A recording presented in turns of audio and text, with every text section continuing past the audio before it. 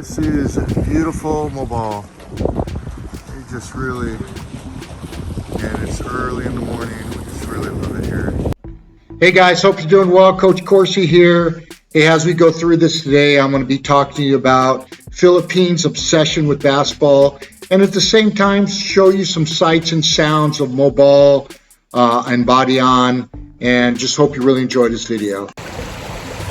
So today I want to talk about, sitting here real quickly, about the obsession that this country has with basketball.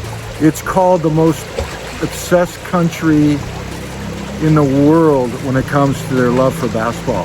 So I'm going to talk about that today, and hopefully you guys enjoy this and just get a little more insight, a little more information on what basketball means to the Philippines and the Filipino people. So hope you guys enjoy this. Please subscribe, share, and like.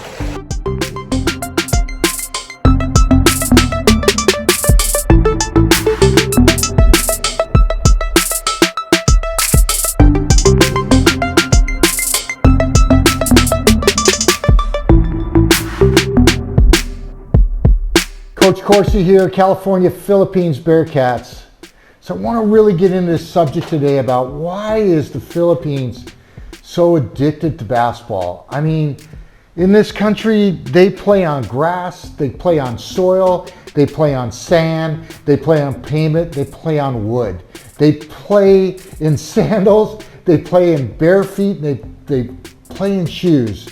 The rich play, the poor play, celebrities play, politicians play, they all play. In fact, it's very much almost like a religion in the Philippines, basketball.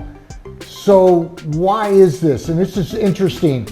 They did a survey that 41% of the people in the Philippines, almost half the country, play basketball. This is our favorite bread place, De La Serna's. It's got great bread, man. Just excellent. Look at this, look at this. Fresh every day.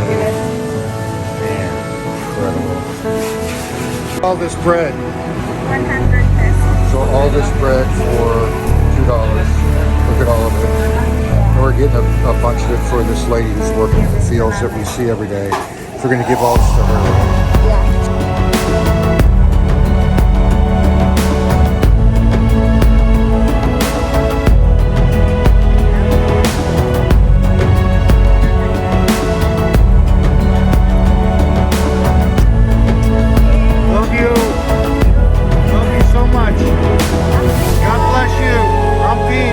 God bless you. And another 81%, total 81% of the people consider themselves either playing or they're fans of basketball. They love to watch it. 81% of the entire country loves to watch basketball. Everywhere you go, there are hoops. Everywhere. You know, whether it's on a tree, a gymnasium, outdoor, indoor. I mean, some of the pictures that I'll show you today where I found some basketball courts is quite amazing. So how did this all start? Well, in 1898, the Spanish-American War ended, and the Americans won that one. And then the Americans, once they occupied the Philippines, they were the ones that actually brought basketball to the Philippines as a women's sport. They felt that basketball wasn't a real physical sport, so they thought it'd be great for women to play versus some of the other more physical sports that were being offered in the Philippines. And it's interesting that in 1936, there's some interesting facts. Early on, the Philippines really dominated in basketball. In 1936, when the Olympics introduced basketball, they took 5th place. Well, that might not seem like a lot, but to this day, that's the top finish of any Asian team in the history of the Olympics. In 1951, the first year that the Asian Games started, they won gold. They won gold. 1954, in the FIBA, which is the Federal International Basketball Association worldwide, 1954, they took bronze. And again, you might think third place, not a big deal. But to this day, no other Asian team has finished higher than the Philippines did in 1954. And then the next 20 years, they dominated basketball in the Philippines. The Asian Games, they won 5 golds, 5 titles. They won 2 silvers. They literally dominated in the Asian Games in that next 20 years, from like 1960 to 1980. And this is something I didn't know either. The PBA, which is their version of the NBA, it's the longest running professional league outside of the NBA in the world. In the world, the PBA is the longest running professional basketball league in the world, second only to the NBA. So why, besides all that, why is the Philippines so basketball crazy? And here are some reasons why. One is accessibility. All you need is a hoop and a basketball. You can put a hoop anywhere. You can put it in your house. You can put it on a wall. You can put it on a tree. You can build a court pretty inexpensively here. So accessibility, because all you need is a ball and a hoop, is one reason. A second reason, it's a way out. A lot of basketball stars here, it's a way out of a very poor situation, which they might be in. Poor community, poor barangay. It's a way out. Many PBA stars that initially grew up in a very humble beginnings have become politicians, have become actors, have become actresses, become models, have become celebrities, have become business owners. And really it's basketball that really allowed them to be able to get themselves to another level and bring them out of their economic situation. So this is the second reason. So why, right now the Philippines, out of 165 countries, they're 31 out of 165. They're the third strongest Asian country. So what happened from 1980 to now? What happened? Couple things. Number one, the rest of the world caught up.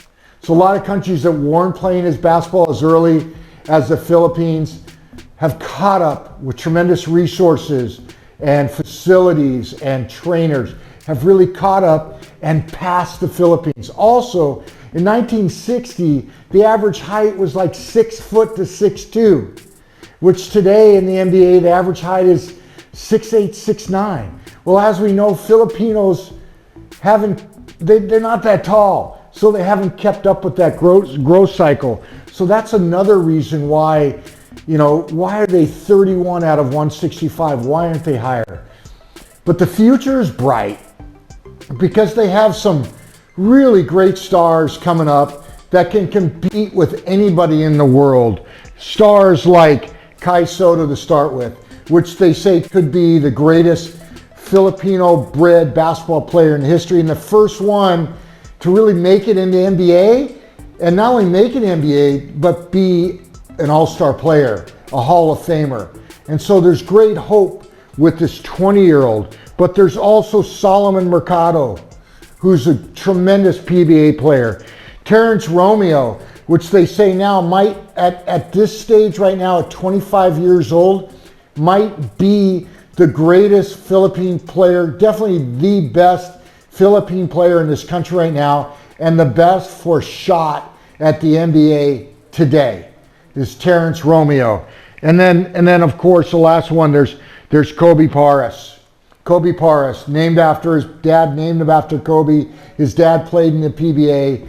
He's a point guard, Allen Iverson type, and he's making some great strides. And a lot of people think that he has an opportunity as well to make it in the NBA. So those are 4 of many bright stars that are coming up even as we speak now. And it's very exciting to see how the Philippines is changing. So I thought you'd really enjoy this, just to really get an essence of basketball in the Philippines and the obsession. They say the obsession with basketball in the Philippines is very similar to Argentina, the obsession there to to soccer. It's very similar here with basketball. And believe me, everybody plays basketball. Everybody. And they are obsessed with it. So I hope you enjoyed this video. Hope you're having a great day. We're having a great day here in the Philippines. And go Bearcats! I like you guys. You always say hi to me. Thank you. Enjoy the donuts. Lots of sugar. Enjoy. How is it? How does it taste? Yummy? Yummy? Yummy, girl. Yummy. Okay, guys. Appreciate you guys. Hey, guys. Coach Corsi here. Thanks for watching. Please subscribe and like. And thanks for being a part of this vision for the future to impact our youth and the next generation. God bless you and go Bearcats.